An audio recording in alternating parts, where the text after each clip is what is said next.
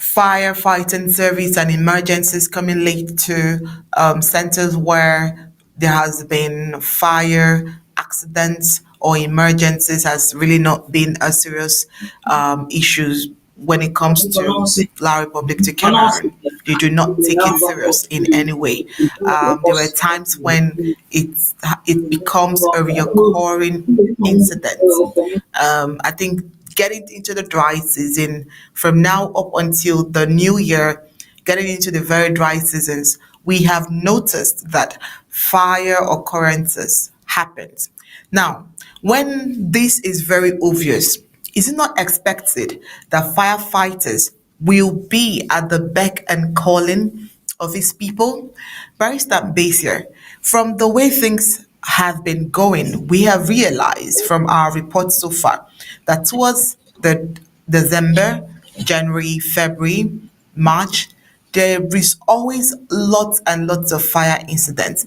In as much as we are trying to be objective and logical, not always to attribute it to, oh, let's say, human originated or being caused by humans intentionally to probably frustrate Amazonians and all of that. Isn't it also necessary that precautionary measures are taken to ensure that these fires are, held on and restricted, not to extend into tragic incidents like the one we just read now? Well, we can say a lot about fires in towns. Talk about January, December, whatever. That's a dry season. It's extremely dry, and fire can spark out at any corner. But that's not the issue. Fire in big cities, anywhere in the world, including Europe, the United States, India, China, and Africa, they are predictable. They are not things that are ever a surprise. They are predictable. Because they are predictable, the communities are supposed to prepare in advance for such incidences to occur. And so the case of Victoria, which is an urban council, municipality, they should have expected, and if they did not, they should expect fire in that municipality. And I'm sure this is not the first fire there. The question we should ask ourselves is, why is the city not prepared in advance for such events to occur? Because they will naturally happen left or right, east or west, they will happen somehow. And that's why cities prepare in advance. How does the city prepare in advance for fire? They prepare with firefighting equipment. That's the first thing they do. They prepare with movement. If fire occurs in this particular If fire occurs in a particular part of the town, how do we drive there to put out the fire? These are all preparations that should be made. They involve money. They involve a lot of technicalities. Victoria is a case study. If it is money, why does Victoria not have enough firefighting equipment? They should have. In Cameroon, they should be one of the richest councils in the whole country. For example, if the Sonara, which is based there, pay their taxes to the council, they will have more than enough money. If the CDC, the second largest employer in the country, pay their taxes to the council, they should be able to buy enough equipment. Those things are expensive, but once acquired, they could last for years because they are not things that are used every single day. And so why are they not doing this? Why do they not have the equipment? Bottom line, they will tell you they don't have the money. Why? Because Sonora taxes, for example, are paid to the dollar. CDC pays its taxes to dollar, where it is based in Victoria. And so even if they had it there, how can the council not even develop the routes in town? There's fire, say, in Gardens or Newtown. This way you drive to go and put out the fire. In the US where we live, you see at the corner of the road, they put it there, fire hydrants. They put a place there, when there's fire, the truck stands there, they unlock that place, there's a whole river coming out that will put out the fire. But they don't have all this.